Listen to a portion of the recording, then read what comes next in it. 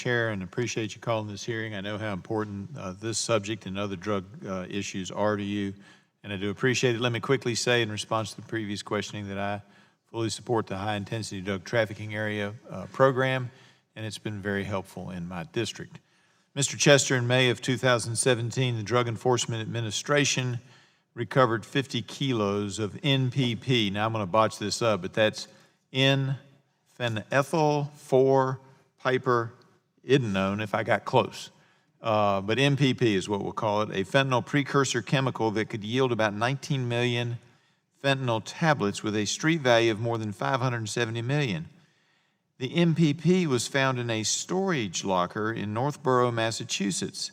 This recovery of NPP was one of the DEA's largest seizures of a fentanyl precursor chemical in U.S. history.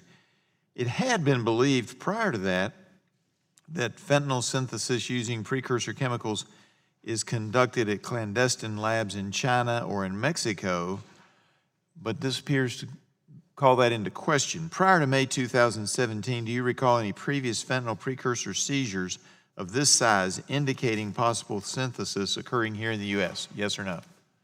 I do not recall a seizure of that size prior to that event, no, sir. And given the size of the seizure, that it was a fentanyl precursor chemical and would presumably support a nearby fentanyl synthesis lab in the United States, would this case be important enough to the Office of National Drug Control Policy, ONDCP, on fentanyl issues to be notified about it and briefed about it? Yes or no?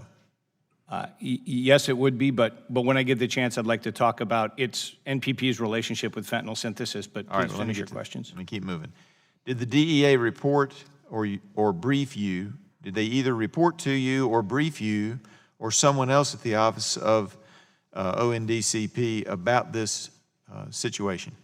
I don't remember a specific briefing, but we get continual reports from the DEA on drug events. But you don't remember getting one on this one? This one is not particularly memorable to me, no, sir. Even though it would have been a very large size. I mean, this is what it looks like, and it's just one of the precursors.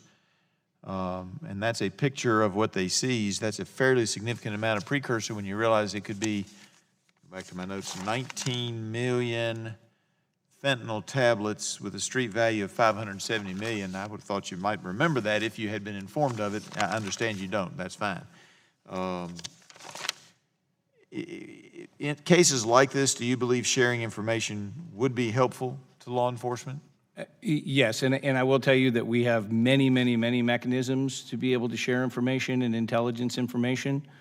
In this particular case, as a precursor chemical, we do know a couple of things. The first one is the presence of a precursor chemical in the United States does not necessarily mean that there's synthesis going on nearby, because precursor chemicals are shipped from the United States to other countries.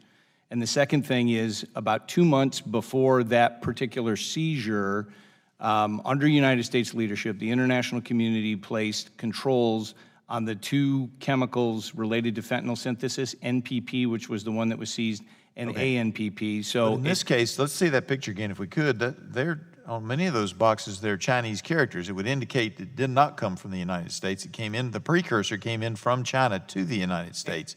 Absolutely, and it could be, although I don't know this, it could be that the individual was warehousing it for use, not turning it into fentanyl someplace close by. But we don't know. Okay, and here's my problem, and Mr. Donahue, I'm going to ask you a question about whether or not your agency notified them.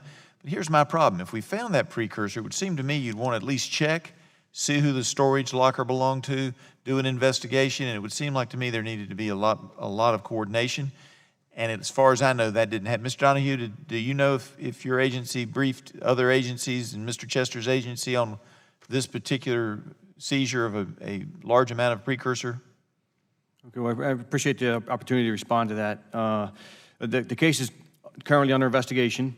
It's coming up to trial, which is a lot of times why stuff's not put out in the open due to the protections of the people testifying. We daily notify other agencies on seizures that are made. That specific seizure was worked with state and locals as well. It's ongoing. It was built up, and it's still ongoing. And we do these daily, these types of investigations that are international scale.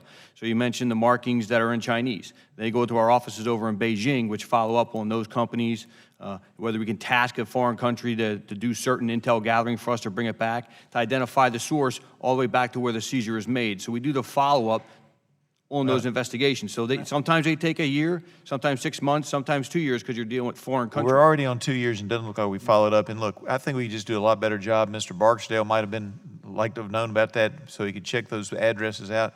I think we do a better job if we're all working together. And as President Reagan said, there's no limit to the amount of good you can do if you don't care who gets the credit. And I yield back. Gentleman yields back. Chair now